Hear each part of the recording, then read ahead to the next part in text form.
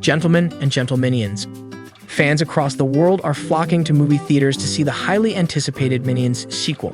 Minions Rise of Gru is just as popular at the box office as it has been on social media. Now one of the top 100 most popular films on IMDb, and holding an equally impressive 91% audience score on Rotten Tomatoes, there is definitely more despicable antics to come from this franchise. We're breaking down the ending, post-credit scene, and the future of the Minions franchise. This is your warning. Spoilers ahead.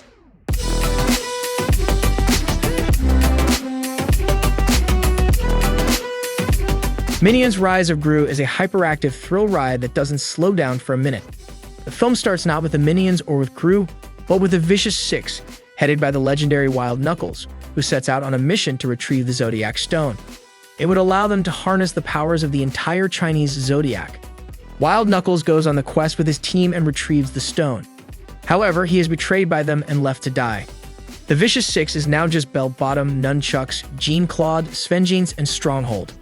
But unknown to them, Wild Knuckles is alive and is planning his return. Coming to Gru's arc. Gru receives an audition invitation from the Vicious Six, a criminal organization who hope to find a new member.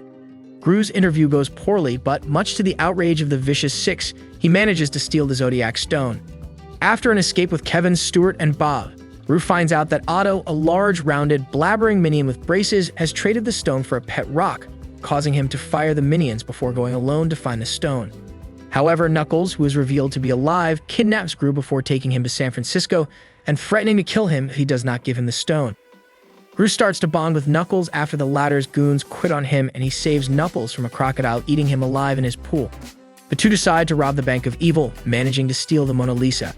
After they get home, they see that Knuckles' home has been destroyed by the Vicious Six, thanks to Kevin, Stuart, and Bob breaking in earlier. Knuckles decides to give up, causing Gru to take it upon himself to stop them. At a Chinese New Year parade in Chinatown, Otto and Gru find each other with the stone but are cornered by the Vicious Six, who in turn are confronted by the Anti-Villain League. However, after the clock strikes midnight, the Vicious Six use the stone to turn themselves into animals from the Zodiac and kidnap Gru, planning to kill him at a clock tower as revenge. Kevin, Stuart, and Bob manage to find Gru, but are turned into a rabbit, a rooster, and a goat, respectively. Knuckles returns and fights Bottom with the Minions. Encouraged by Chow's teaching, the Minions find their inner beast and manage to defeat most of the Vicious Six, but Knuckles is badly burnt by Bottom when trying to take the stone back. Otto manages to save Gru, who uses the stone to turn the Vicious Six into rats. The Vicious Six are arrested, including Knuckles, who is taken to a hospital and seemingly succumbs to his injuries. So is Wild Knuckles dead? At Knuckles' funeral, Gru gives a heartfelt eulogy and notices Wild Knuckles hiding behind a tree and realizes that he has rather despicably faked his death. Once they are alone, he tells him that he can't wait to pull a similar stunt in the future. So no, Wild Knuckles isn't dead, setting up a return in Minions 3. In the future, we hope to see Team Gru grow, as Wild Knuckles as Gru's father he never had and the Minions as their henchmen. There is another character we can expect to return in Minions 3, thanks to Rise of Gru's post-credit scene. The Rise of Gru has one end-credit scene shown very early in the credits with the Despicable Me series star Gru and his minions arriving at the shop of Dr. Nefario, extending an offer for him to join them.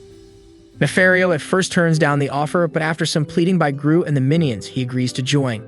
Upon agreeing, he asks Gru and his entourage, "Want to see something cool?" Suddenly, we cut to the outside of Criminal Records as pulled up into the air to reveal them all inside of a spacecraft. Soaring high into the sky, Gru says, "I like that," and the end credits resume.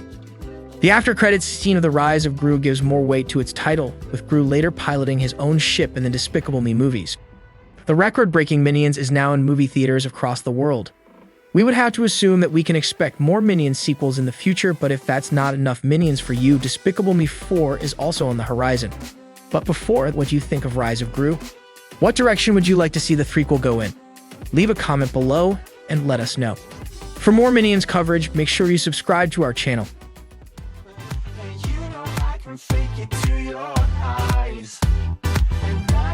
One single complication.